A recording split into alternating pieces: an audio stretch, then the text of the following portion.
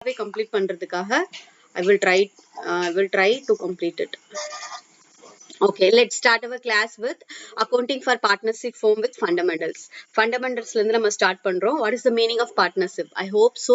நம்ம second unit பார்க்கும்போது forms of பார்ட்னர்ஷிப்ல வந்து பார்ட்னர்ஷிப்னா என்ன, அதோடைய மினிமம் அண்ட் மேக்ஸிமம் பார்ட்னர்ஸ் உடைய நம்பர்ஸ் என்ன, தென் அவங்களுடைய ஃபீச்சர்ஸ் என்ன, advantages of the partnership firm and disadvantages, இந்த மாதிரி எல்லாமே நம்ம டிஸ்கஸ் பண்ணிட்டதுனால இப்போ அக்கௌண்டிங் பாயிண்ட் ஆஃப் வியூல மட்டும் நம்ம பார்ட்னர்ஷிப்னா என்ன அப்படின்னு சொல்லி பார்க்கணும். இப்போ partnership already we discussed about this.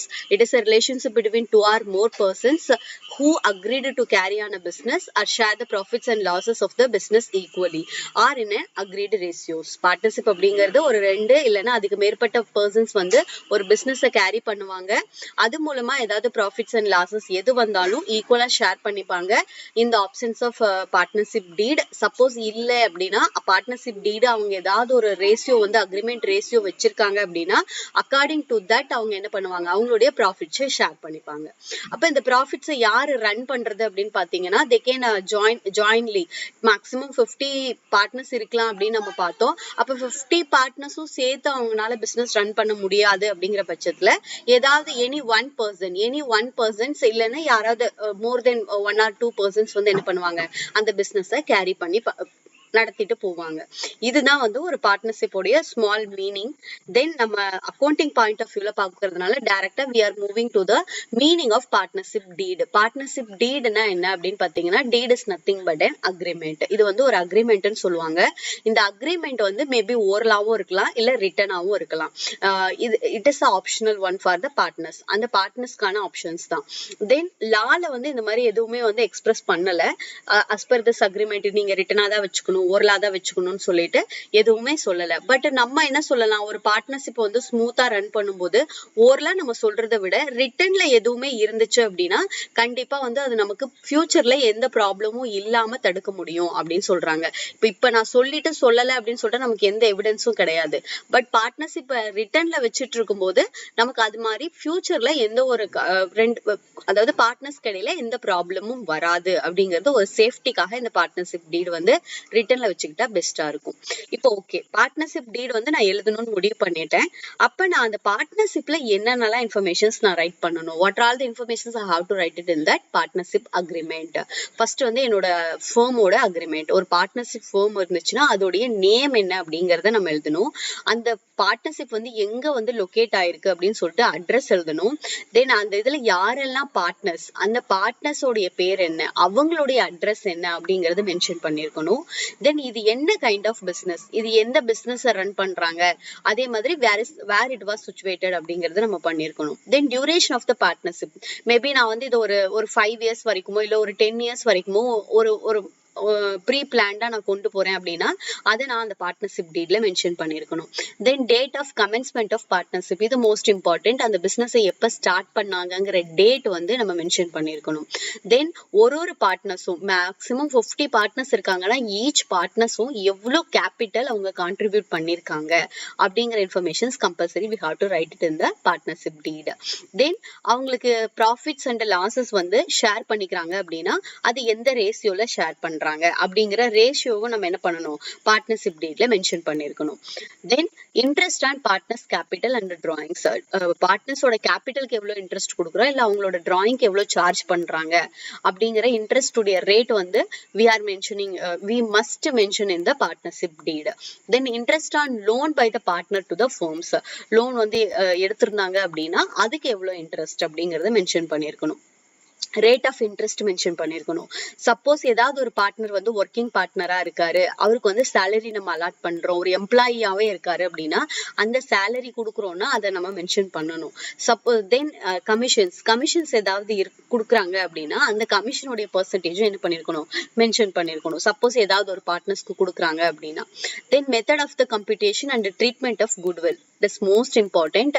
நம்ம ஃபர்மோடைய குட்வில்லை வந்து எப்படி நம்ம கால்குலேட் பண்ணலாம், இல்லை அதை எப்படி நம்ம ட்ரீட்மெண்ட் பண்ணலாம் அப்படிங்கிறத நம்ம மென்ஷன் பண்ணியிருக்கணும். Then mode of the settlement in case of the retirement and death of the partner. நான் பார்ட்னர்ஷிப்பை ஸ்டார்ட் பண்ணிட்டு அது எண்டு வரைக்கும் அதுக்கு என்ன ப்ரொசீஜர்ஸோ எல்லாமே நான் அதில் என்ன பண்ணியிருக்கணும், பார்ட்னர்ஷிப் டீடில் நான் மென்ஷன் பண்ணியிருக்கணும். அதை நான் க்ளோஸ் பண்ண போறேன் அப்படின்னாலும் அந்த டிசல்யூஷன்ல நான் எப்படி வந்து க்ளோஸ் பண்ண போறேன், யாருக்கு ஃபர்ஸ்ட் நான் ப்ராஃபிட் கொடுக்க போறேன், இல்லை எப்படி வந்து நான் அந்த ஃபர்மோட கடைசி எண்டு ஸ்டேஜை நான் முடிக்க போறேங்கிற வரைக்கும் பிகினிங் டு எண்ட் வந்து நம்ம பார்ட்னர்ஷிப் டீட்ல மென்ஷன் பண்ணிருக்கணும்.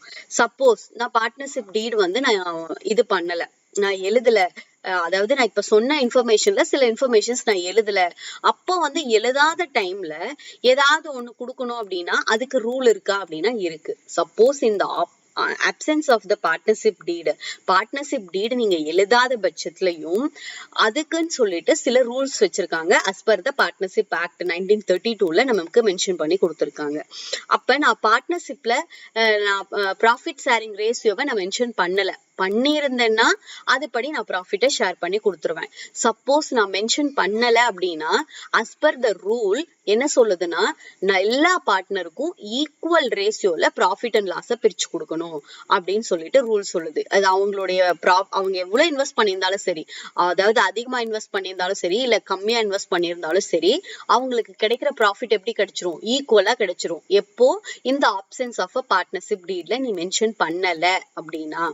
தென் suppose interest on capital, interest on loan வந்து நம்ம அதுல மென்ஷன் பண்ணியிருந்தாலும் பண்ணாம விட்டிருந்தாலும் இன்ட்ரெஸ்ட் வந்து எவ்வளவு கொடுத்துருவாங்க பார்ட்னர்ஸ்க்கு, 6% வந்து பிக்ஸ்டா கொடுத்துருவாங்க. இதுல எந்த காம்ப்ரமைஸும் கிடையாது. நீ வந்து லோன் கொடுத்திருக்க, ஒரு பார்ட்னர் வந்து பார்ட்னர்ஷிப் நடத்துறதுக்காக ஏதாவது லோன் கொடுத்துருக்காங்க அப்படின்னா அவங்களுக்கு ஒரு இன்ட்ரெஸ்ட் வந்து 6% பெர் ஆனம் பேஸ் பண்ணி கொடுக்கணும். இது வந்து as per the rule.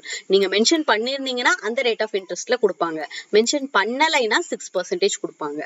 Same remaining பாத்தீங்கன்னு வச்சுக்கோங்களேன், சேலரியா இருக்கலாம், ரெமுனரேஷனா இருக்கலாம், இல்ல வந்து இன்ட்ரெஸ்ட் ஆன் கேபிட்டலா இருக்கலாம், இல்ல டிராயிங்கான இன்ட்ரெஸ்டா இருக்கலாம், இதெல்லாம் எதுவுமே சார்ஜ் பண்ணக்கூடாது. இது வந்து ரூல். நீங்க பார்ட்னர்ஷிப் டீட்ல மென்ஷன் பண்ணிட்டீங்கன்னா அதுபடி சார்ஜ் பண்ணி கொடுக்கலாம்.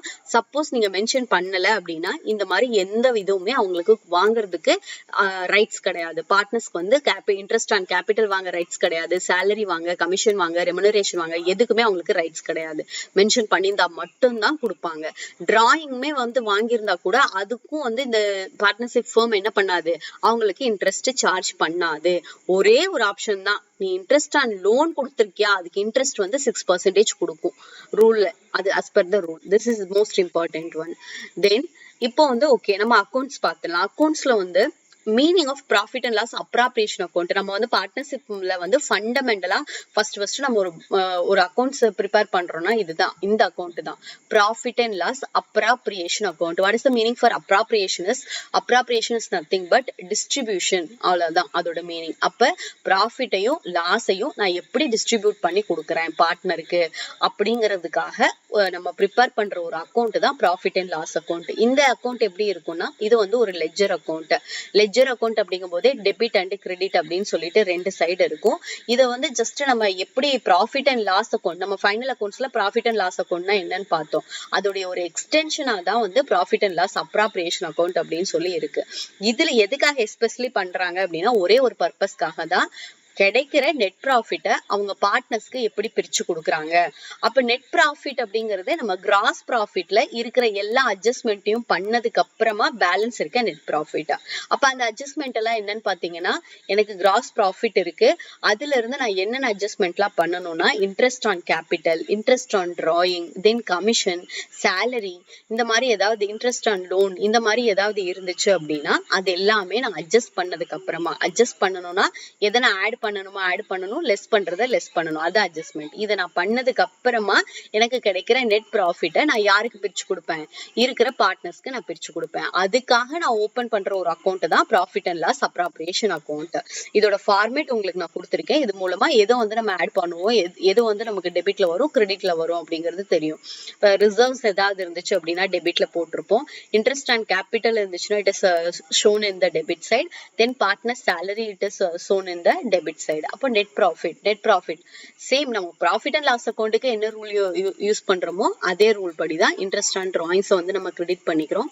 தென் ஃபைன் ஃபீஸ் ஏதாவது நம்ம சப்போஸ் பார்ட்னர்ஸ் கிட்ட வாங்கியிருந்தோம் அப்படின்னாலும் அதையும் நம்ம கிரெடிட் பண்ணிட்டு then after that tally we will get a net profit. gross profitல இருந்து net profit கண்டுபிடிப்போம். அதை நம்ம என்ன பண்ணிடுவோம், பார்ட்னர்ஸ்க்கு பிரிச்சு கொடுத்துருவோம். இதுக்காக நம்ம ஓபன் பண்ற அக்கௌண்ட் தான் profit and loss appropriation account.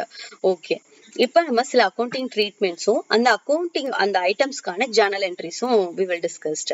இப்போ வந்து கேபிட்டல் கான்ட்ரிபியூஷன் இன் கேஷ். இப்போ நார்மலா நம்ம ஜர்னல் என்ட்ரிஸ் பார்த்த மாதிரி தான் cash account debtor to partners capital account இதுல வரும். எவ்வளவு பார்ட்னர்ஸ் இருக்காங்களோ அவ்வளவு பார்ட்னர்ஸ். ஓகே, இப்போ நான் வந்து ப்ராஃபிட் அண்ட் லாஸ் அப்ராப்ரியேஷன் அக்கௌண்ட்ல நான் என்ன பண்ணிடுவேன், ப்ராஃபிட் எவ்வளவு அப்படிங்கறத நான் கண்டுபிடிச்சிருவேன். கண்டுபிடிச்சதுக்கு அப்புறமா நான் அதை அவங்களுக்கு எப்படி டிஸ்ட்ரிபியூட் பண்ணுவேன் அப்படின்னா, சப்போஸ் வந்து அது ப்ராஃபிட் கிடைச்சிருந்துச்சு அப்படின்னா ப்ராஃபிட்டை நான் டெபிட் பண்ணிட்டு ப்ராஃபிட் அண்ட் லாஸ் அப்ராப்ரியேஷன் அக்கௌண்ட்டை நான் டெபிட் பண்ணிட்டு பார்ட்னர்ஸ் கரண்ட் அக்கௌண்ட்டை நான் என்ன பண்ணிடுவேன், கிரெடிட் பண்ணிடுவேன். சப்போஸ் அது லாஸா இருந்துச்சு அப்படின்னா பார்ட்னர்ஸ் உடைய கரண்ட் அக்கௌண்ட்டை டெபிட் பண்ணிட்டு ப்ராஃபிட் அண்ட் லாஸ் அக்கௌண்ட்டை நான் கிரெடிட் பண்ணணும். That is the journal entry for accounting treatment of profit and losses. Same profit loss என்ன ட்ரீட்மெண்ட்டோ அதே தான் அப்ராப்ரியேஷன் ஆஃப் அக்கௌண்ட்டுக்கும் வரும். தென் இன்ட்ரெஸ்ட் அண்ட் கேபிட்டல் அப்படிங்கிறதுக்கு சேம் இன்ட்ரெஸ்ட் அண்ட் கேபிட்டல் நம்ம எங்க ஷோ பண்ணுவோம் அப்படின்னு பாத்தீங்கன்னா ப்ராஃபிட் அண்ட் லாஸ் அக்கௌண்ட்ல டெபிட் சைட்ல ஷோ பண்ணி காமிப்போம். அதனால ப்ராஃபிட் அண்ட் லாஸ் அப்ராப்ரியேஷன் அக்கௌண்ட்டை டெபிட் பண்ணிட்டு பார்ட்னர்ஸோட கரண்ட் அக்கௌண்ட்டை நம்ம கிரெடிட் பண்ணணும். இது journal entries. Then salary, same சேலரிக்கும் அதே ஜர்னல் என்ட்ரிஸ் தான். Then interest and partners loan is also same journal entry. அதுக்கப்புறம் இது ரெண்டும் பார்ட்னர்ஸோட டிராயிங்கும் பார்ட்னர்ஸோட இன்ட்ரெஸ்ட் ஆன் டிராயிங்க்கும் என்ன வரும்னா பார்ட்னர்ஸோட கரண்ட் அக்கௌண்ட்டை டெபிட் பண்ணிட்டு பார்ட்னர்ஸோட டிராயிங் அக்கௌண்ட்ல தான் நம்ம கிரெடிட் பண்ணுவோம். இந்த டிராயிங் வந்து எந்த அக்கௌண்ட்ல வராதுன்னு கேட்டீங்கன்னா ப்ராஃபிட் அண்ட் லாஸ் அப்ராப்ரியேஷன் அக்கௌண்ட்ல வராது. ப்ராஃபிட் அண்ட் லாஸ் அக்கௌண்ட் அப்படின்னாலே அது எதை பத்தி பேசுறதா, இன்கம் அண்ட் எக்ஸ்பென்சஸ் பத்தி மட்டும்தான் பேசுறது. டிராயிங் நம்ம எங்கதான் அட்ஜஸ்ட் பண்ணுவோம், பேலன்ஸ் ஷீட்ல தான் அட்ஜஸ்ட் பண்ணுவோம். சேம் பார்ட்னர்ஸ் உடைய டிராயிங்கும் நம்ம இதுல அட்ஜஸ்ட் பண்ண மாட்டோம். ப்ராஃபிட் அண்ட் லாஸ் அப்ராப்ரியேஷன் அக்கௌண்ட்ல அட்ஜஸ்ட் பண்ண மாட்டோம். அதோட இன்ட்ரெஸ்ட் ஆன் டிராயிங்க மட்டும் தான் அட்ஜஸ்ட் பண்ணுவோம். இட் இஸ் பார்ட்னர்ஸ் கரண்ட் அக்கௌண்ட்டை நான் டெபிட் பண்ணிட்டு ப்ராஃபிட் அண்ட் லாஸ் அக்கௌண்ட்டை நான் கிரெடிட் பண்ணுவேன். இது நம்ம எப்படி நம்ம அக்கௌண்ட் ஃபார்மேட் பார்த்தோமோ அந்த ஃபார்மேட்டுக்கு அப்படியே ஜர்னல் என்ட்ரி. தென் இப்போ வந்து நான் கேபிட்டல் அக்கௌண்ட் இப்போ பார்ட்னர்ஸ்க்குன்னு சொல்லிட்டு நம்ம அக்கௌண்ட்ஸ் மெயின்டைன் பண்ணுவோம். We are maintaining the capital accounts. Capital accounts வந்து நம்ம மெயின்டைன் பண்ணணும். Profit and loss appropriation account முடிஞ்சிடுச்சு. அதுக்கப்புறமா நான் இந்த கேபிட்டல் அக்கௌண்ட் ஆக்சுவலி இந்த ப்ராஃபிட் அண்ட் லாஸ் கிடைக்கிற ப்ராஃபிட் அண்ட் லாஸை வந்து நம்ம எங்க தான் டிரான்ஸ்ஃபர் பண்ணுவோம்னா கேபிட்டல் அக்கௌண்ட்டுக்கு தான் டிரான்ஸ்ஃபர் பண்ணுவோம். அப்ப இந்த கேபிட்டல் அக்கௌண்ட்டை மெயின்டைன் பண்றதுக்கும் ரெண்டு டைப் இருக்கு. ஒன்னு வந்து ஃபிளக்சுவேட்டிங் கேபிட்டல், இன்னொரு வந்து ஃபிக்ஸ்டு கேபிட்டல் மெத்தட்னு சொல்லிட்டு ரெண்டு மெத்தட் கொடுத்துருக்காங்க. ஃபர்ஸ்ட் வந்து ஃபிளக்சுவேட்டிங் கேபிட்டல் மெத்தட் அப்படின்னா ஃபிளக்சுவேட்டிங்னாலே நமக்கு தெரியும் it is ups and downs. அதாவது இன் பிட்வீன்ல எப்ப வேணாலும் நான் எடுக்கலாம், எப்ப வேணாலும் நான் வந்து என்ன பண்ணலாம், அடிஷனல் கேபிட்டல் நான் கொடுக்கலாம். அதுதான் ஃபிளக்சுவேட்டிங் கேபிட்டல். கேபிட்டல்னா அவங்க இன்வெஸ்ட் பண்றது. ஒரே ஒரு வாட்டி அவங்க இன்வெஸ்ட் பண்ணிருக்காங்க, ஒரு தடவை மட்டும்தான் அந்த பார்ட்னர் வந்து பார்ட்னர்ஷிப் ஃபார்ம்ல இன்வெஸ்ட் பண்ணிருக்காங்கன்னா அது ஃபிக்ஸ்டு கேபிட்டல் மெத்தட். இல்ல இன் பிட்வீன்ல ஒரு 6 மந்த்தோ ஒரு 3 மந்த்ஸ்க்கு அப்புறமும் ஒரு அடிஷனல் கேபிட்டல் அவங்க இன்ட்ரோடியூஸ் பண்றாங்க, திருப்பி மறுபடியும் ஒரு அடிஷனல் கேபிட்டல் இன்ட்ரோடியூஸ் பண்றாங்க அப்படின்னா அது ஃபிளக்சுவேட்டிங் கேபிட்டல் மெத்தடுக்கு கீழே வரும். அப்ப இதுல வந்து ஃபிளக்சுவேட்டிங் கேபிட்டல் மெத்தட்ல அவங்க ஒரே ஒரு அக்கௌண்ட் தான் மெயின்டைன் பண்ணுவாங்க. That is called capital account. அந்த கேபிட்டல் அக்கௌண்ட் வந்து ஒரு ஈச் பார்ட்னர்ஸ்க்கும் அவங்க மெயின்டைன் பண்ணுவாங்க. எல்லா டிரான்சாக்ஷன்ஸ்க்கும் அந்த கேபிட்டல் ரிலேட்டடா என்னென்ன டிரான்சாக்ஷன்ஸ் இருக்கோ அது எல்லாமே எதுல என்ட்ரி பண்ணிருவாங்கன்னா அந்த பார்ட்னர்ஸ் கேபிட்டல் அக்கௌண்ட்ல என்ட்ரி பண்ணிருவாங்க. இது வந்து ஃபிளக்சுவேட்டிங் கேபிட்டல் மெத்தட். அதுக்கான ஃபார்மேட் நான் கொடுத்துருக்கேன் உங்களோட ரெஃபரன்ஸ்க்கு. Just you go through this. Then fixed capital account. Fixed capital account அப்படிங்கும்போது இது வந்து ஒரே ஒரு வாட்டி தானே கேபிட்டல் இன்வெஸ்ட் பண்றாங்க. அதனால அந்த கேபிட்டல் வந்து அவங்க தனியா காமிச்சிட்டு அதுக்கப்புறம் அவங்களுடைய கரண்ட் டிரான்சாக்ஷன்ஸ் ஏதாவது இருந்துச்சுன்னா அதை செகண்டா இன்னொரு அக்கௌண்ட் ஓபன் பண்ணி காட்டுவாங்க. இப்ப ஃபிளக்சுவேட்டிங்கிறது கேபிட்டலும் ஃபிளக்சுவேட்டா இருக்கு, அதாவது கரண்ட்ல வந்து டிரான்சாக்ஷன் நடந்துட்டு இருக்கு, தென் கரண்ட் அக்கௌண்ட்லயும் டிரான்சாக்ஷன்ஸ் இருக்கு. அப்படிங்கறதுனால ரெண்டையும் சேர்த்து வச்சு ஒரே அக்கௌண்ட் தான் பண்ணுவாங்க ஃபிளக்சுவேட்டிங் கேபிட்டல் மெத்தட்ல. பட் ஃபிக்ஸ்டு கேபிட்டல் மெத்தட்ல என்ன பண்ணுவாங்கன்னா ரெண்டு அக்கௌண்ட் செப்பரேட்டா பண்ணுவாங்க. ஒன்னு வந்து கேபிட்டல் அக்கௌண்ட், இன்னொன்னு வந்து கரண்ட் அக்கௌண்ட். ஒரு ஈச் பார்ட்னர்ஸ்க்கும் செப்பரேட்டா மெயின்டைன் பண்ணுவாங்க. அப்ப இந்த டிரான்சாக்ஷன்ஸ்ல ஜஸ்ட் வந்து அவங்களுடைய கேபிட்டல்ஸ் மட்டும் எதுல இது பண்ணுவாங்க அப்படின்னு பாத்தீங்கன்னா, கேபிட்டல் ஃபர்ஸ்ட் அவங்க இன்ட்ரோடியூஸ் பண்ணிருக்கிறத வந்து they are recorded in the capital account. அதுக்கப்புறமா இந்த interest on capital, salary, interest on drawings, இந்த மாதிரி விஷயங்கள் எல்லாமே கரண்ட் அக்கௌண்ட்ல அவங்க ரெக்கார்ட் பண்ணுவாங்க. அப்ப இதுக்கு பிளக்சுவேட்டிங்கிறது ஒரே ஒரு அக்கௌண்ட். ப்ரீவியஸ் இந்த ஸ்லைட்ல பார்த்ததுதான். இதுதான் வந்து அதோடைய ஃபார்மேட். இது வந்து fixed capital account. Fixed capital அக்கௌண்ட்ல ரெண்டு அக்கௌண்ட் பண்ணுவாங்க. ஒன்னு வந்து பார்ட்னர்ஸ் கேபிட்டல் அக்கௌண்ட், இன்னொன்னு வந்து பார்ட்னர்ஸ் கரண்ட் அக்கௌண்ட். இப்ப பார்ட்னர்ஸ் கேபிட்டல் அக்கௌண்ட்ல இன்னும் ஒரு விஷயம் எக்ஸ்ட்ராவா ஆட் பண்ணுவாங்க. சப்போஸ் அவங்க டிராயிங் எடுத்திருந்தாலும் எதுலதான் போடுவாங்க? பார்ட்னர்ஸ் உடைய கேபிட்டல் அக்கௌண்ட்ல தான் போடுவாங்க. அப்ப அவங்களுடைய கேபிட்டல், அவங்களுடைய டிராயிங் ரெண்டுமே எதுல ஷோ பண்ணுவாங்க? பார்ட்னர்ஸ் கேபிட்டல் அக்கௌண்ட்ல காமிப்பாங்க. தென் கரண்ட் அக்கௌண்ட்ல என்ன பண்ணுவாங்க? இந்த கரண்ட் அக்கௌண்ட்ல நம்மளுடைய இன்ட்ரெஸ்ட், சேலரி, கமிஷன்ஸ் இது எல்லாமே வந்து எதுல போடுவாங்கன்னா, ஒரு பார்ட்னருக்கும் இன்கம் கிடைக்குதா இல்ல எக்ஸ்பென்சஸ் ஆகுதா அப்படின்னு சொல்லிட்டு பார்த்துட்டு debit and credit they are showing in the partners current account. Then okay, these are all the relating to the fundamentals of the partnership. Fundamentals-ல இது மட்டும் தான் வரும். அதோட அக்கவுண்ட்ஸ் மட்டும் இவ்வளவுதான். Then move on to the next topic is admission of your partner. Admission of your partner அப்படிங்கிறது என்னன்னா, already ஒரு பார்ட்னர்ஷிப் ரன் ஆயிட்டு இருக்கு. இப்ப புதுசா ஒரு பார்ட்னரை என்ன பண்றாங்க? ஒரு ஃபார்ம்ல வந்து ஆட் பண்றாங்க. அதுதான் வந்து நம்ம அட்மிஷன் ஆஃப் த பார்ட்னர்ஸ் அப்படின்னு சொல்றோம். இப்போ வந்து ஃபார் எக்ஸாம்பிள் இந்த ரெண்டு பிக்சர் இருக்கு பாருங்களேன். ஆல்ரெடி வந்து ரெண்டு பார்ட்னர் இருக்காங்க, அம்மி அண்ட் ராகுல் அப்படின்னு சொல்லிட்டு ரெண்டு பார்ட்னர் எக்ஸிஸ்டிங் ஃபார்ம்ல இருக்காங்க. இப்போ நியூவா வந்து சுரேஷ் அப்படின்னு சொல்லிட்டு ஒரு புதுசா ஒரு பார்ட்னரை ஆட் பண்றாங்க. அப்படி அவங்க ஆட் பண்ணும்போது அவங்களுக்கும் என்ன கொடுப்பாங்க? ப்ராஃபிட் கொடுப்பாங்க. அந்த ப்ராஃபிட்க்கு ரேஷியோ வந்து 1/4 அப்படிங்கிற மாதிரி ஒரு டிட்டர்மினேஷன்ல கொடுக்குறாங்க.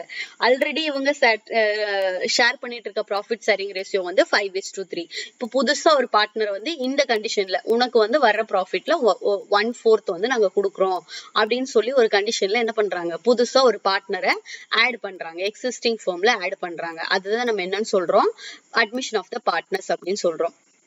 ஓகே, இப்ப அட்மிஷன் ஆஃப் த பார்ட்னர்ஸ் அப்படிங்கறதும் எதுலதான் வரும் அப்படின்னு பாத்தீங்கன்னா, இப்ப நான் புதுசா ஆல்ரெடி ஒரு கம்பெனி இருக்கு, இப்ப புதுசா ஒரு ஆளை நான் உள்ள சேர்த்தும் போது என்னோட கம்பெனி எல்லாமே என்ன ஆகும்?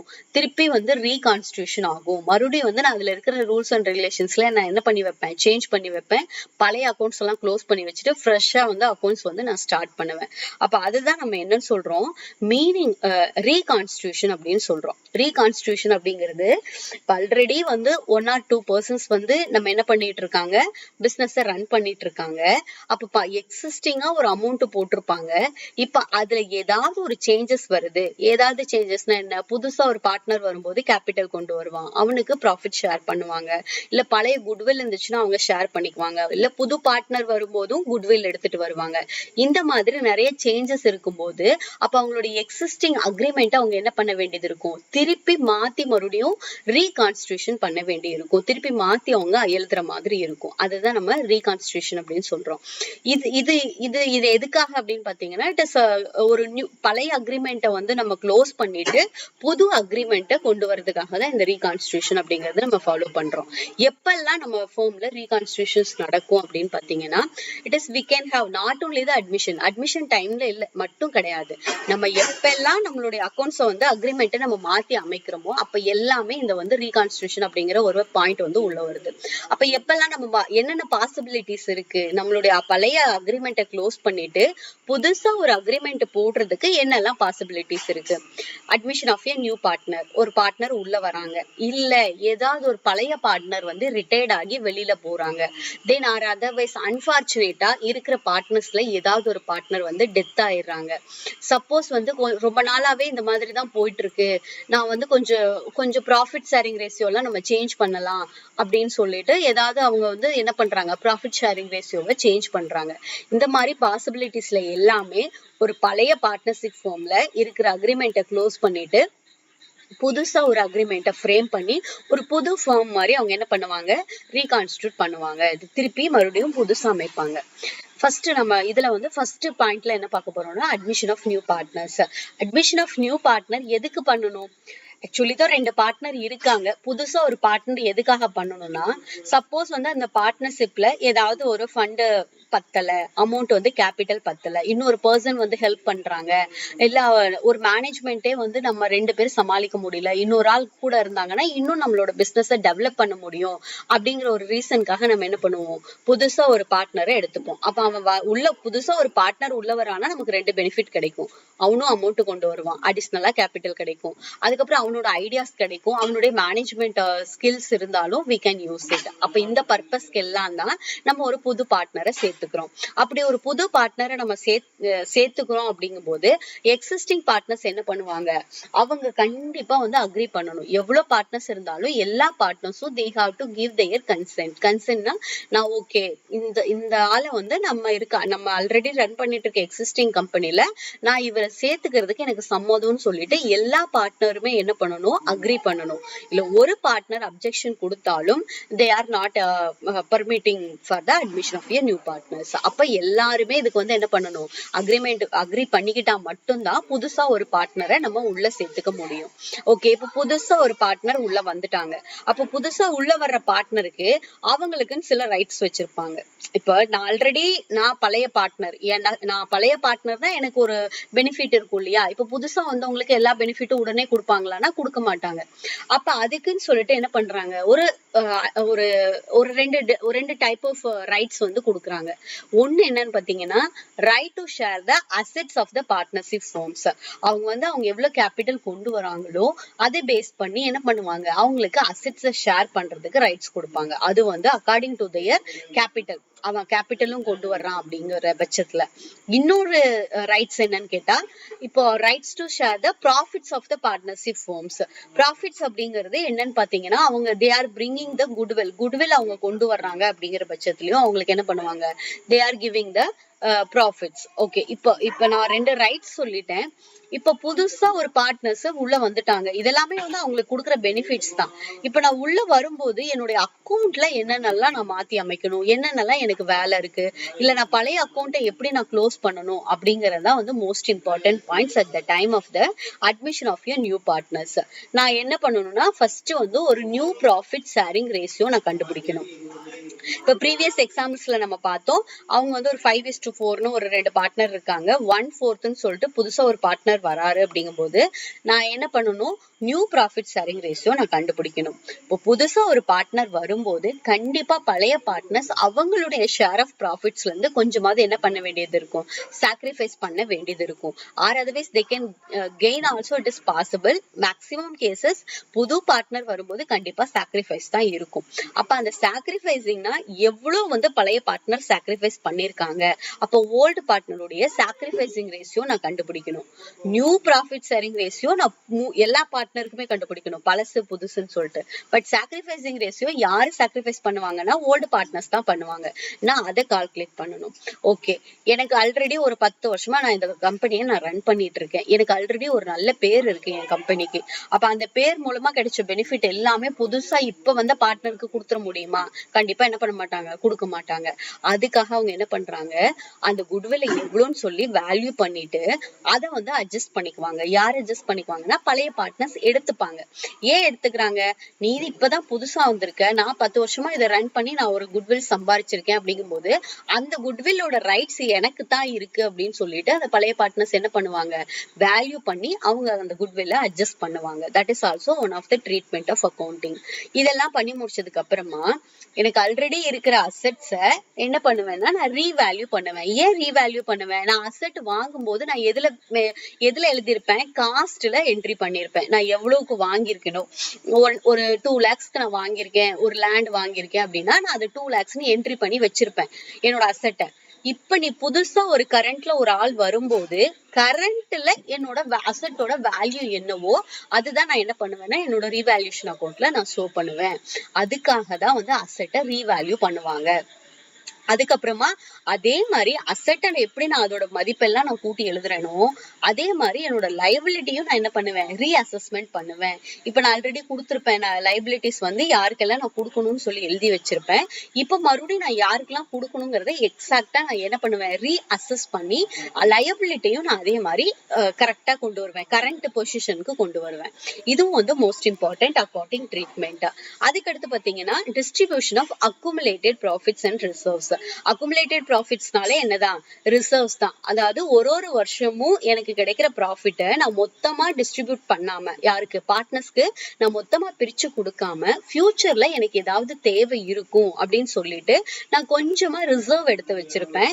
அந்த ரிசர்வ் வந்து ஒரு வருஷமும் நான் அக்குமுலேட் பண்ணி ஒரு ஒரு 10 இயர்ஸ் நான் ரன் பண்ணிருக்கும் போது 10 வருஷமா ஒரு ப்ராஃபிட்டை சேவ் பண்ணி வச்சிருப்போம். அப்ப அந்த அக்குமுலேட்டட் ப்ராஃபிட் முழுக்க யாருக்கு தான் சொந்தம் அப்படின்னு பாத்தீங்கன்னா ஓல்டு பார்ட்னர்ஸ்க்கு தான் சொந்தம். இப்ப புதுசா வந்தவங்களுக்கு கொடுக்க மாட்டாங்க.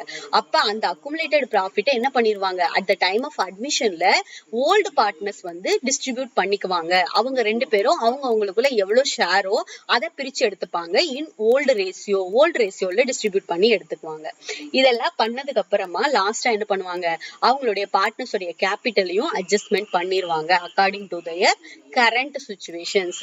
இது எல்லாமே வந்து accounting treatment at the time of admission. Okay, இப்போ நம்ம ஃபர்ஸ்ட் வந்து நியூ ப்ராஃபிட் ஷேரிங் ரேஷியோ எப்படி கண்டுபிடிக்கிறது அப்படின்னு சொல்லி பார்ப்போம். இப்போ ஃபர்ஸ்ட் நியூ ப்ராஃபிட் ஷேரிங் ரேஷியோங்கிறதே என்ன அப்படின்னா, பழைய பார்ட்னர்ஸ் 2 பேர் இருப்பாங்க. அவங்க 2 பேரும் வந்து அவங்களுடைய ப்ராஃபிட்ஸ் வந்து பழைய ரேஷியோ படி ஷேர் பண்ணிட்டு இருப்பாங்க. அப்படி பிசினஸ் அவங்க ரன் பண்ணிக்கிட்டே இருப்பாங்க. இப்ப புதுசா வந்து ஒரு பார்ட்னர் உள்ள என்ட்ரி ஆகுறாங்க அப்படிங்கும் போது அப்ப பழைய பார்ட்னர்ஸ் அவங்களுடைய எக்ஸிஸ்டிங் அக்ரிமெண்ட்டை க்ளோஸ் பண்ணிட்டு நியூ அக்ரிமெண்ட்டுக்கு வரும்போது அவங்களுடைய ப்ராஃபிட் என்ன பண்ணுவாங்க, ப்ராஃபிட் ஷேரிங் ரேஷியோவையும் நியூவா கால்குலேட் பண்ணுவாங்க. இப்ப இதை கால்குலேட் பண்றதுக்குன்னு சொல்லிட்டு we are having the formulas also. இப்போ ஒரு புதுசா ஒரு பார்ட்னர் வராரு, he acquire his profit from the old partners. அவர் என்ன பண்றாரு, அவரு மொத்தமாவே யார்கிட்ட இருந்து வாங்கிக்கிறாருன்னா பழைய பார்ட்னர் கிட்ட இருந்து வாங்கிக்கிறாரு. அந்த மாதிரி சுச்சுவேஷன்ல நம்ம எப்படி வந்து கால்குலேட் பண்ணணும்னா, இப்ப ஆல்ரெடி நான் எனக்கு அது எவ்வளவு ரேஷியோவா இருந்தாலும் that ratio is treated as a whole அப்படின்னு நான் வச்சுக்கணும். அதாவது மொத்தமா ஒண்ணுன்னு சொல்லி நான் அஸ்யூம் பண்ணிக்கணும். I need to assume the whole share of the profit is whole profit of the business is 1 அப்படின்னு நான் அஸ்யூம் பண்ணிக்கணும். அப்ப 1ன்னு அஸ்யூம் பண்ணிக்கிட்டு நான் இப்ப புதுசா ஒரு பார்ட்னரை நான் சேர்த்துறேன் இல்லையா, அப்ப அந்த புது பார்ட்னர் எந்த கண்டிஷன்ல, இப்ப நான் 1/4 அப்படிங்கிற கண்டிஷன்ல நான் ஒரு அட்மிட் பண்ணிருக்கேன்னா அந்த அமௌண்ட் வந்து நான் என்ன பண்ணணும் அப்படின்னா மைனஸ் பண்ணிடணும். அப்ப நான் என்ன பண்றேன், புதுசா ஒரு பார்ட்னர் என்ட்ரி ஆகும் போது அவர் மொத்தமாவே ஓல்டு பார்ட்னர் கிட்ட இருந்து அக்யூர் பண்றாங்க அப்படிங்கும் போது சாய் தர்வாஜா பந்த் கர். இட் இஸ் ஃபர்ஸ்ட் வந்து புதுசா ஒரு பார்ட்னர் என்ட்ரி ஆகும்போது கண்டிப்பா அவங்க என்ன பண்ணணும், புது பார்ட்னர் மொத்த ஷேரும் யார்கிட்ட இருந்து வாங்குறாங்க, பழைய பார்ட்னர் கிட்ட இருந்து வாங்குறாங்க. இந்த சிச்சுவேஷன்ல நான் இந்த மெத்தடை யூஸ் பண்ணுவேன். எப்படி யூஸ் பண்ணுவேன், என்னுடைய மொத்த ஷேரும் நான் 1 அப்படின்னு சொல்லி வச்சுப்பேன். அதுல நியூ பார்ட்னருக்கு நான் எந்த ஷேர் கொடுக்குறேன்னு சொல்லி நான் அட்மிட் பண்ணிருக்கேனோ அந்த ஷேரை நான் மைனஸ் பண்ணிடுவேன். மைனஸ் பண்ணிட்டு பேலன்ஸ் இருக்கிற ரேஷியோவை என்னுடைய ஓல்டு ரேஷியோவால நான் மல்டிப்ளை பண்ணிட்டேன்னா அதுதான் பழைய பார்ட்னருடைய நியூ ரேஷியோ. ஒரு எக்ஸாம்பிள்ஸ்ல இதை பார்க்கலாம். We can have a better understanding for this. இப்ப பாருங்க, 2 பார்ட்னர் இருக்காங்க, பழைய பார்ட்னர்ஸ் தீபக் அண்ட் ரமேஷ் அப்படின்னு சொல்லிட்டு 2 வந்து ஓல்டு பார்ட்னர் இருக்காங்க. அவங்களுடைய பழைய ஓல்டு ரேஷியோ என்ன அப்படின்னு பாத்தீங்கன்னா 3:2, that is 3/5 and 2/5 அப்படிங்கறது அவங்களுடைய ஓல்டு ரேஷியோ. இப்போ வந்து மகேஷ் அப்படின்னு சொல்லிட்டு ஒரு புது பார்ட்னரை அட்மிட் பண்றாங்க. அவனுக்கு எவ்வளவு ஷேர் கொடுக்கறதா சொல்லியிருக்காங்க, 1/5 ஷேர் in the profit. அவனுக்கு வர்ற ஷேர்ல 1/5 நான் உனக்கு கொடுத்துறேன்ப்பா அப்படின்னு சொல்றாங்க. அப்ப he is acquiring the profit from the old partners கிட்ட இருந்து அவர் அக்யூர் பண்றாரு. அப்போ வந்து நம்ம என்ன பண்ணணும், நியூ ரேஷியோ வந்து நம்ம கால்குலேட் பண்றோம். நான் முதல்ல சொன்ன மாதிரிதான் மொத்த ரேஷியோ ப்ராஃபிட் வந்து நான் என்னன்னு வச்சுக்கிறேன், ஹோலா 1ன்னு வச்சுக்கிறேன். அந்த 1ல இருந்து நான் இப்ப புதுசா வந்தவனுக்கு எவ்வளவு கொடுக்கறனோ அதை நான் கழிச்சுட்டு எனக்கு ரிமைனிங் எவ்வளவு இருக்கோ அந்த ரிமைனிங் ரேஷியோவை நான் கண்டுபிடிக்கணும். அந்த ரிமைனிங் ரேஷியோ நான் கண்டுபிடிச்சிட்டு என்னோட ஓல்டு ரேஷியோவால நான் மல்டிப்ளை பண்ணனா எனக்கு நியூ ரேஷியோ கிடைச்சிரும். அதுதான் ஃபார்முலா.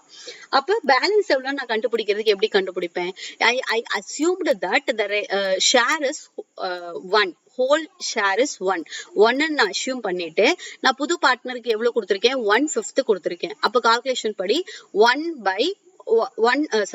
minus 1/5, 1 minus 1 by 5. இப்போ நம்ம என்ன பண்ணணும், டினாமினேட்டர் இப்போ வந்து மைனஸ் பிளஸ் அப்படி இருந்துச்சுன்னா as per the mathematical rule உங்களுக்கு டினாமினேட்டர் எப்படி இருக்கணும், ஈக்குவலா இருக்கணும். அதை ஈக்குவல் பண்றதுக்காக நம்ம கீழேயும் என்ன பண்ணுவோம், 5 அப்படிங்கிறது கீழே 5 போடுறதுனால நம்ம மேலேயும் 5ஆல மல்டிப்ளை பண்ணுவோம்.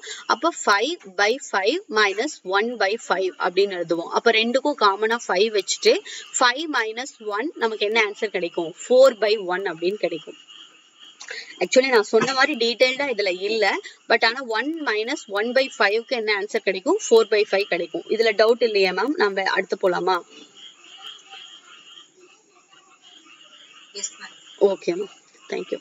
இப்போ வந்துட்டு இப்ப நியூ ப்ராஃபிட் ஷேரிங்க்கு என்ன ரேஷியோ, அப்ப பேலன்ஸ் ரேஷியோ எவ்வளோ, remaining ratio into old ratio, அதுதான் நியூ ப்ராஃபிட் ஷேரிங் ரேஷியோவோட ஃபார்முலா. அப்ப remaining ratio that is balance ratio நமக்கு எவ்வளவு கிடைச்சிச்சு, 4 by 5 கிடைச்சிச்சு. 4 by 5ங்கிறது என்ன, மொத்த ஹோல்ல இருந்து நான் புது பார்ட்னருக்கு எவ்வளவு கொடுக்குறனோ அதை நான் கழிச்சதுக்கு அப்புறமா இருக்கிறதா ரிமைனிங். அந்த ரிமைனிங்கை தான் யார் ஷேர் பண்ணிக்குவாங்க, ஓல்டு பார்ட்னர் ஷேர் பண்ணிப்பாங்க, இன் ஓல்டு ரேஷியோல ஷேர் பண்ணிப்பாங்க. அதனாலதான் தீபக்கு வந்து 4 by 5 into 3 by 5. அப்ப டோட்டலா உங்களுக்கு எவ்வளவு கிடைக்கும், மல்டிபிளிகேஷன் வந்து நம்ம டைரக்டா அப்படியே மல்டிப்ளை பண்ணிடுவோம், 12 in 25. தென் ரமேஷ்க்கும் சேம் 4 by 5 into 2 by 5 டைரக்டா நம்ம மல்டிப்ளை பண்றதுனால 8 by 25. இப்ப எனக்கு என்னோட மகேஷ் ஷேரையும் நான் என்ன பண்ணணும், ஈக்குவல் பண்ணணும் இல்லையா டினாமினேட்டர்.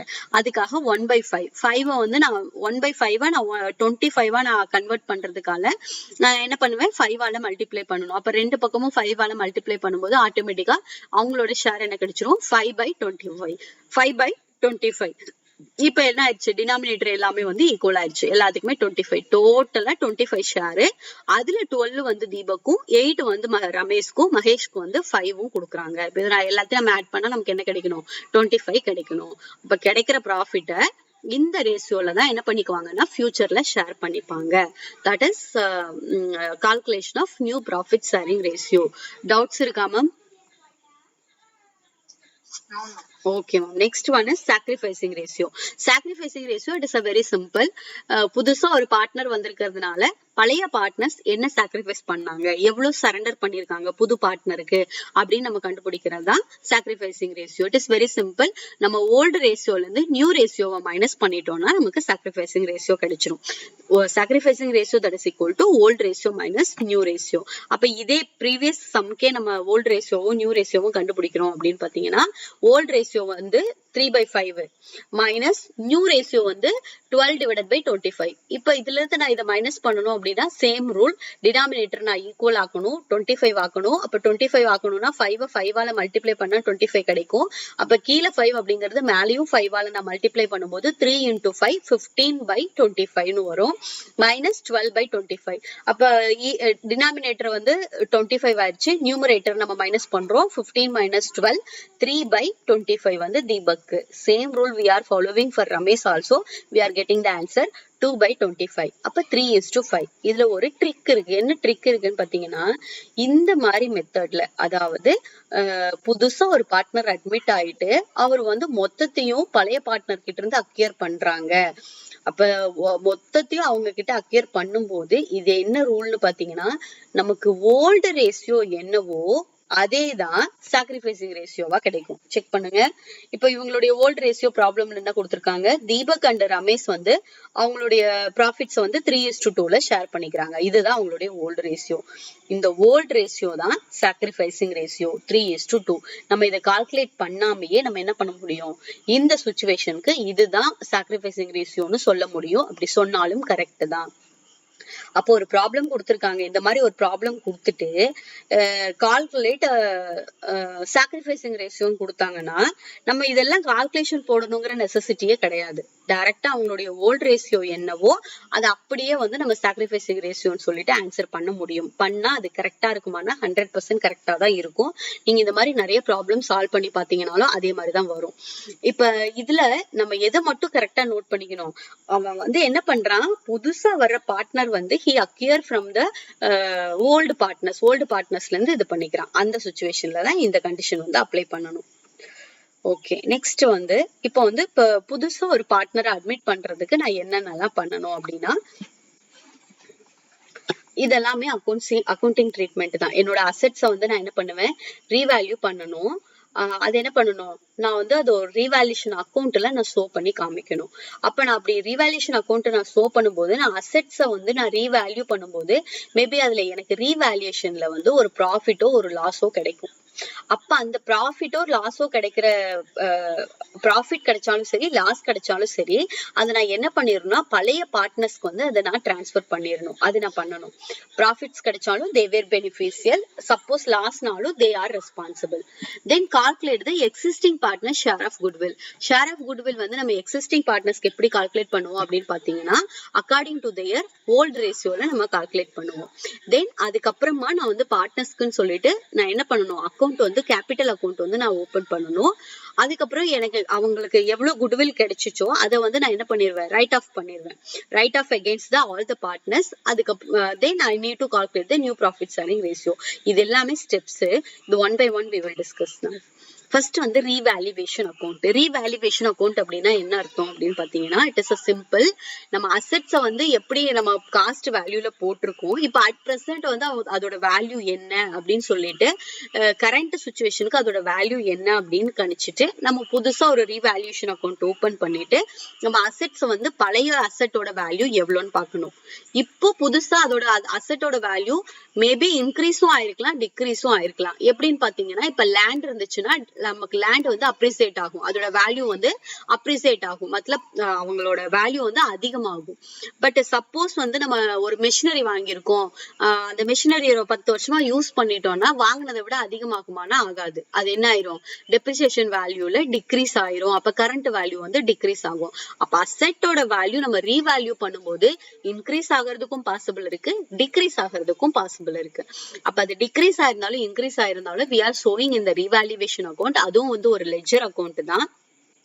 அப்ப அசெட்டோட வேல்யூ எனக்கு டிக்ரீஸ் ஆகுது அப்படின்னா நான் எந்த அக்கௌண்ட்ல நான் காட்டணும் அப்படின்னு பாத்தீங்கன்னா ரீவேல்யூவேஷன் அக்கௌண்ட்ல டெபிட் சைட்ல நான் காமிக்கணும் decrease in value of assets. எதோட இப்போ ஃபார் எக்ஸாம்பிள்ஸ் நான் இப்ப சொன்ன மாதிரி மெஷினரி அக்கௌண்ட். அப்ப மெஷினரியோட வேல்யூ எவ்வளவு டிக்ரீஸ் ஆயிருக்கோ அந்த வேல்யூவை மட்டும்தான் நான் ரீவேல்யூவேஷன் அக்கௌண்ட்ல போடுவேன். நான் மொத்த அமௌண்ட்டையும் நான் போட மாட்டேன். அதாவது ஃபார் எக்ஸாம்பிள் அது நான் பழைய என்னோட பில்டிங் வந்து நான் ஒரு 3 lakhsக்கு வாங்கியிருக்கேன். அது ஒரு 10 years வந்து நான் யூஸ் பண்ணிட்டதுனால அதோட வேல்யூ வந்து இப்போ எனக்கு ஒரு 2 lakh இல்லைன்னா ஒரு 1,80,000 இருக்கு அப்படின்னா, இல்ல 2 lakhsன்னு வச்சுப்போம். 2 lakhs வந்து இப்ப வந்து இருக்கு அப்படின்னா எவ்வளவு வந்து டிக்ரீஸ் ஆயிருக்கு, 3 lakhsல இருந்து 2 lakhs டிக்ரீஸ் ஆயிருக்கு. அப்போ 1 lakh வந்து எனக்கு டிக்ரீஸ் ஆயிருக்கு. அந்த 1 lakh தான் நான் என்ன பண்ணுவேன், ரீவேல்யூஷன் அக்கௌண்ட்ல டெபிட் சைட்ல ஷோ பண்ணுவேன். சேம் வே என்னோட வேல்யூ ஆஃப் த அசெட்ஸ் வந்து இன்க்ரீஸ் ஆயிருந்துச்சு அப்படின்னா இதே மாதிரி எவ்வளவு இன்க்ரீஸ் ஆயிருக்கோ அதை மட்டும் நான் ரீவேல்யூஷன் அக்கௌண்ட்ல எனக்கு கிரெடிட் சைட்ல நான் ஷோ பண்ணுவேன். Because as per the rule debit all the expenses and losses, credit all the income and gain. அப்ப இன்கம் எல்லாமே நம்ம கிரெடிட் பண்ணுவோம்.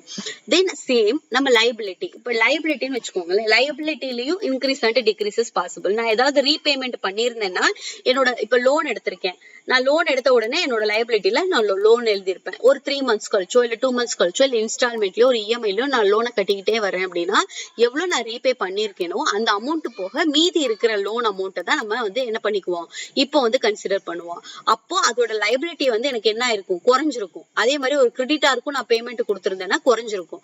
அப்ப எனக்கு அது குறைஞ்சிச்சு அப்படின்னா அது வந்து எனக்கு ஒரு இன்கம் இல்லையா, அது ஒரு பெனிஃபிட் இல்லையா. அப்ப அதை வந்து நான் என்ன பண்ணணும் அப்படின்னு பாத்தீங்கன்னா கிரெடிட் சைட்ல நான் ஷோ பண்ணி காமிக்கணும்.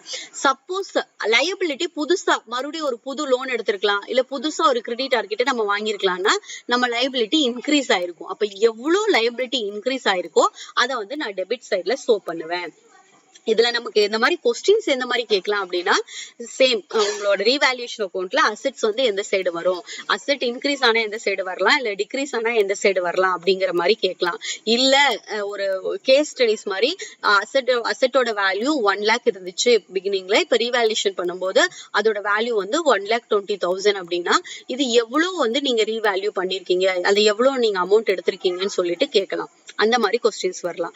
இது நான் பண்ணி முடிச்சதுக்கு அப்புறமா சேம் அசெட் இஸ் நான் பேலன்ஸ் பண்ணும்போது எப்படி லெட்ஜரை நான் பேலன்ஸ் பண்றேனோ அதே மாதிரி டெபிட் ஆட் பண்ணிட்டு கிரெடிட் ஆட் பண்ணிட்டு டெபிட்டை விட வந்து உங்களுக்கு கிரெடிட் வந்து அதிகமா இருக்கு அப்படின்னா it is treated as a profit, டெபிட்டை விட வந்து கிரெடிட் வந்து கம்மியா இருக்குன்னா it is treated as a loss அப்படின்னு சொல்லிட்டு நான் கன்க்ளூட் பண்ணிட்டு ப்ராஃபிட்டா இருந்தாலும் சரி லாஸா இருந்தாலும் சரி அதை நான் நெக்ஸ்ட் எந்த அக்கௌண்ட்டுக்கு எடுத்துட்டு போவேன் அப்படின்னு பாத்தீங்கன்னா பார்ட்னர்ஸ் உடைய கேபிட்டல் அக்கௌண்ட்டுக்கு நான் எடுத்துட்டு போவேன். அப்ப பார்ட்னர்ஸ் உடைய கேபிட்டல் அக்கௌண்ட்ங்கிறத நான் செகண்ட் ஓபன் பண்றேன். ஃபர்ஸ்ட் ரீவேல்யூஷன் அக்கௌண்ட் ஓபன் பண்ணிட்டேன், என்னோட அசெட்ஸ் லைபிலிட்டியை நான் ரீவேல்யூ பண்ணிட்டேன், அதுல எனக்கு ஏதோ ப்ராஃபிட் கிடைச்சிருக்கு அப்படின்னா நான் அக்கௌண்ட் யாருக்கு எடுத்துட்டு போறேன், பார்ட்னர்ஸோட capital account second account open பண்றேன். அப்ப இந்த பார்ட்னர்ஸோட கேபிட்டல் அக்கௌண்ட்ல நான் எதெல்லாம் அட்ஜஸ்ட் பண்ணணும், நான் வெறும் ரீவேல்யூஷன் ப்ராஃபிட் மட்டும் தான் போடுவேன் நானா கிடையாது.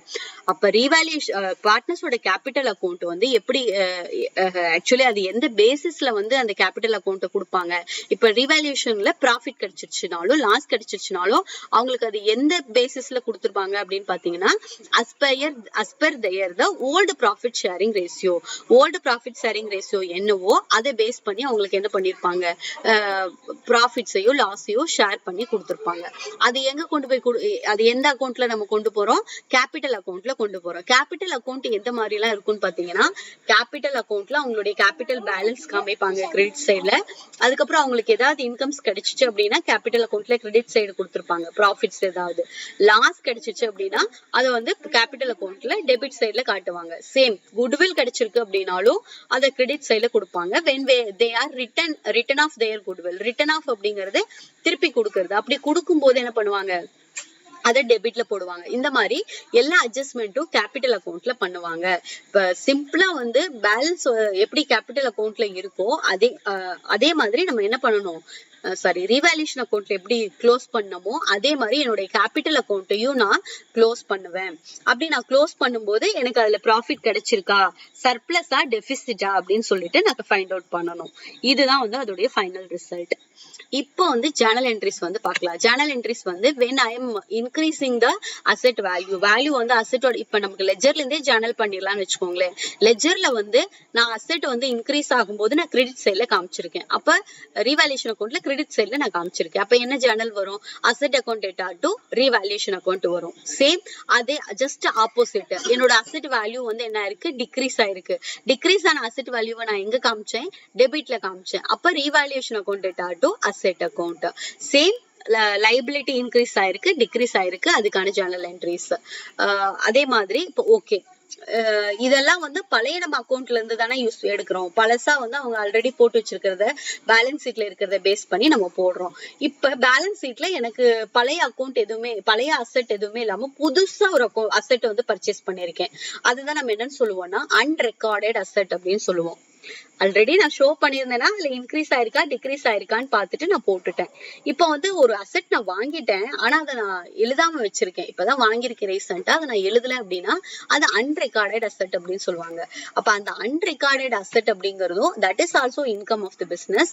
அதனால அவங்க என்ன பண்ணுவாங்கன்னா ரீவேல்யூஷன் அக்கௌண்ட்ல கிரெடிட் சைட்ல போடுவாங்க. அப்ப என்ன ஜேர்னல் என்ட்ரி வரும், asset account data to revaluation account. இந்த அன்ரெக்கார்டட் அசெட்டை வந்து நம்ம எப்படி ட்ரீட் பண்ணிக்கலாம்னா இன்க்ரீஸ் இன் அசெட்டுக்கு என்ன ட்ரீட்மெண்ட்டோ அதே அசெட் தான், அதே ட்ரீட்மெண்ட் தான். Same for unrecorded liability. Unrecorded liability அப்படிங்கிறதும் நம்ம லைபிலிட்டி இப்ப வரைக்கும் ஒண்ணுமே எழுதல, அதுவும் இன்க்ரீஸ் இன் லைபிலிட்டிக்கு என்ன ட்ரீட்மெண்ட்டோ அதே தான். இன்க்ரீஸ் இன் லைபிலிட்டிஸ்ல நம்ம என்ன பண்ணிருக்கோம், revaluation account data to liability account நம்ம போட்டிருக்கோம். அதே மாதிரி தான் என்ன பண்ணணும், இதுலயும் அன்ரெக்கார்டட் லைபிலிட்டிஸ்லயும் revaluation account data to liability account அப்படின்னு நம்ம ஷோ பண்ணி காமிக்கணும். இப்போ வந்து என்னோட ப்ராஃபிட்டை நான் ரீவேல்யூஷனோட ப்ராஃபிட்டை வந்து நான் ஷேர் பண்றேன் அப்படின்னா revaluation account data to old partners capital account. Suppose நான் லாஸ் டிரான்ஸ்ஃபர் பண்றேன்னா பார்ட்னர்ஸ் அக்கௌண்ட்டை டெபிட் பண்ணிட்டு ரீவேல்யூஷன் அக்கௌண்ட்டை நான் கிரெடிட் பண்ணிடுவேன். இப்பதான் சொன்னேன் இல்லைங்களா உங்களுக்கு, கேபிட்டல் அக்கௌண்ட்ல நம்ம வெறும் ரீவேல்யூஷன் அக்கௌண்ட்டை மட்டும் நம்ம இது பண்ண மாட்டோம், வேற என்னென்னலாம் பண்ணுவோம் அப்படின்னு பாத்தீங்கன்னா we need to adjust the reserves and their reserves அப்படிங்கறது ஆல்ரெடி எக்ஸ்பிளைன் பண்ண மாதிரி நம்ம ப்ராஃபிட், அதாவது ஒரு வருஷமும் நம்ம வந்து ப்ராஃபிட்டை வந்து அக்குமுலேட் பண்ணி நம்ம சேர்த்து வச்சிருப்போம். ஃபியூச்சர்ல ஃபியூச்சர்ல ஏதாவது அன்சர்டனிட்டிஸ் வந்துச்சுன்னா நம்ம யூஸ் பண்ணிக்கலாம் அப்படின்னு சொல்லிட்டு வந்த ப்ராஃபிட்டை மொத்தமா நம்ம என்ன பண்ண மாட்டோம், ப்ராஃபிட் ஷேர் பண்ணி கொடுத்துட மாட்டோம், கொஞ்சம் சேவ் பண்ணி வைப்போம். அப்ப அந்த ப்ராஃபிட் எல்லாம் புதுசா ஒரு பார்ட்னர் உள்ள என்ட்ரி ஆகும்போது அந்த பழைய ரிசர்வ்ஸ் எல்லாத்தையும் நம்ம என்ன பண்ணுவோம், பழைய பார்ட்னர்ஸ்க்கு நம்ம as per their old ratio வந்து என்ன பண்ணி கொடுக்கணும், டிஸ்ட்ரிபியூட் பண்ணி கொடுக்கணும். இதை வந்து எதுல அப்பியர் ஆயிருக்கும் அப்படின்னு பாத்தீங்கன்னா பேலன்ஸ் ஷீட்ல நம்ம காமிச்சிருப்போம். when they are admission அப்போ அவங்க பேலன்ஸ் ஷீட்ல இருக்கிறத எடுத்துட்டு போயிட்டு நம்ம எதுல காமிக்கிறோம், பார்ட்னர்ஸ் உடைய கேபிட்டல் அக்கௌண்ட்ல கொண்டு போய் கொடுக்கணும், டிரான்ஸ்பர் பண்ணணும் பார்ட்னர்ஸோட கேபிட்டல் அக்கௌண்ட்ல. அப்ப பார்ட்னர்ஸ்க்கு வந்து இது ஒரு இன்கம், ரிசர்வ் அப்படிங்கிறது ஒரு இன்கமா இருந்துச்சுன்னா it is shown in the credit side of the partners capital account. பார்ட்னர்ஸோட கேபிட்டல் அக்கௌண்ட்ல கிரெடிட் சைட்ல வரும்.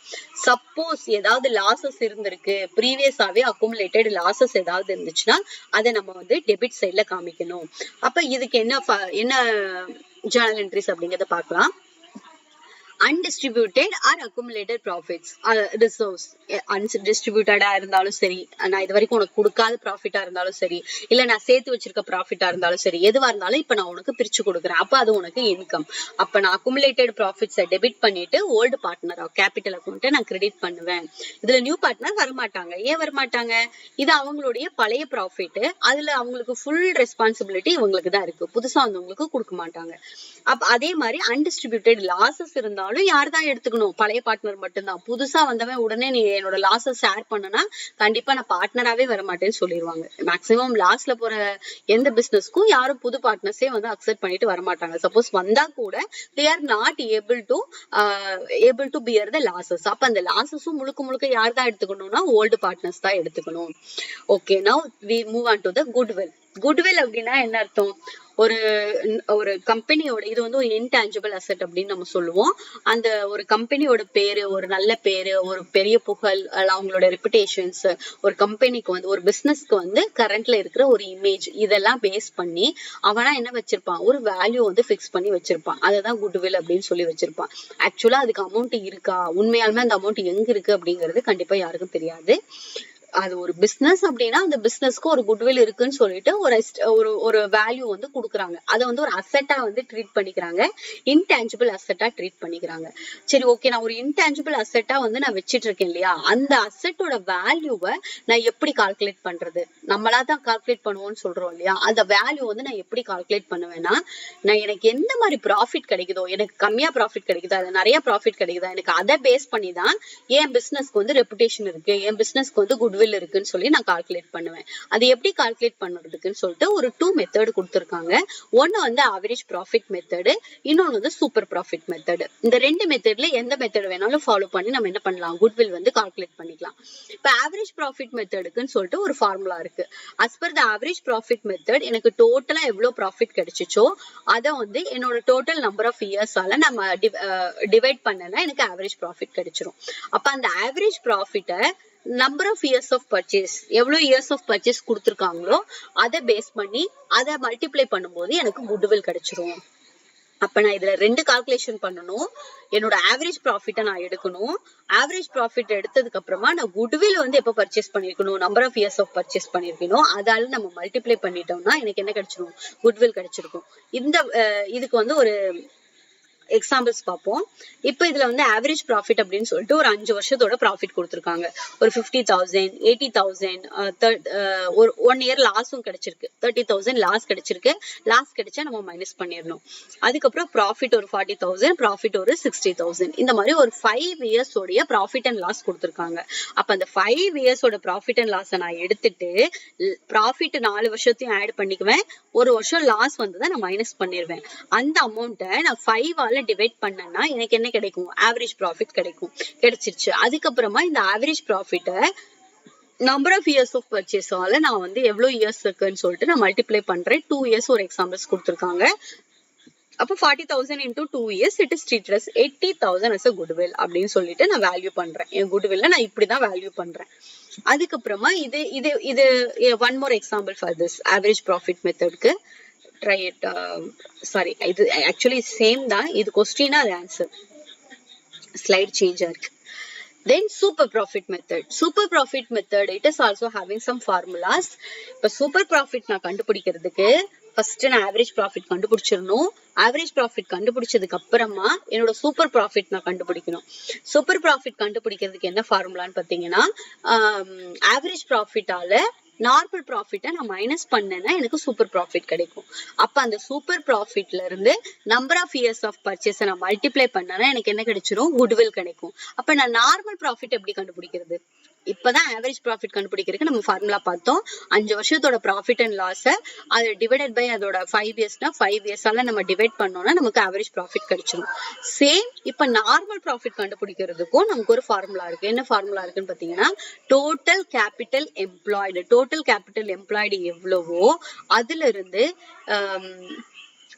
நெட் ரேட் ஆஃப் ரிட்டர்ன்ஸ், அதுதான் வந்து NRR, அதால நான் டிவைட் பண்ணி 100 ஆல மல்டிப்ளை பண்ணிட்டேன்னா yes sir, sorry normal rate of return, correct. Normal rate of ரிட்டர்னால நான் வந்து டிவைட் பண்ணேன்னா, சாரி மல்டிப்ளை பண்ணி டிவைடட் பை 100 போட்டேன்னா எனக்கு என்ன கிடைக்கும்னா நார்மல் ப்ராஃபிட் கிடைக்கும். நார்மல் ரேட் ஆஃப் ரிட்டர்ன் கிடைச்சிரும். இது வந்து as per the formula. இது பேஸ் பண்ணி நம்ம ஒரு சம் பார்க்கலாம். Calculate the goodwill which is valued at 3 years purchase of super profit for the last 5 years. Last 5 years கொடுத்துட்டாங்க. இப்ப நமக்கு இதெல்லாம் நமக்கு இது சூப்பர் ப்ராஃபிட் மெத்தட்ல கண்டுபிடிக்கிறதுக்கு நமக்கு ஆவரேஜ் ப்ராஃபிட்டும் வேணும், நார்மல் ப்ராஃபிட்டும் வேணும், அதுக்கப்புறம் நார்மல் ரேட் ஆஃப் ரிட்டர்ன் வேணும். நார்மல் ரேட் ஆஃப் ரிட்டர்ன் இருந்தாதான் நம்ம நார்மல் ப்ராஃபிட் கண்டுபிடிக்க முடியும்.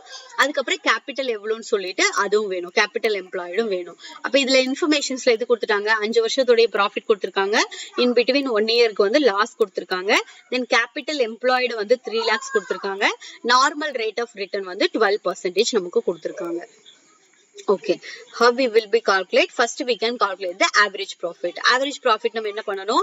இந்த 5 வருஷத்துல 4 வருஷத்தோட ப்ராஃபிட் ஆட் பண்ணிட்டு 1 வருஷத்தோட அந்த 20,000 மட்டும் நம்ம மைனஸ் பண்ணிட்டு டிவைடட் பை 5 பண்ணோம் அப்படின்னா நமக்கு என்ன கிடைக்கும்? ஆவரேஜ் ப்ராஃபிட் கிடைக்கும்.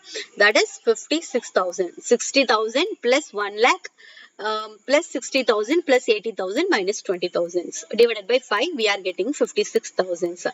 இது average profit. Average profit கிடைச்சிருச்சு. அதுக்கு அடுத்து நம்ம நார்மல் ப்ராஃபிட்டுக்கு நம்ம என்ன ஃபார்முலா பார்த்தோம்? Capital employed into NRR divided by 100 பார்த்தோம். கேபிட்டல் எம்ப்ளாய்டு வந்து நமக்கு 3 lakhs into normal rate of return வந்து 12%. அப்ப 12 divided by 100 we are getting 36,000 is a normal profit. Okay, we got a average profit also, normal profit also. Now we have to find out the super profit. Super profit க்கு என்ன formula பார்த்தோம்? Super profit that is equal to average profit minus normal profit. அப்ப எவ்வளவு கிடைக்குது? 20,000. இந்த 20,000ல இருந்து நம்ம number of years of purchase we get it from the problemல நமக்கு கொடுத்திருக்காங்க 3 years அப்படின்னு சொல்லிட்டு. Yes, 3 years of purchase அப்படின்னு சொல்லி கொடுத்திருக்காங்க.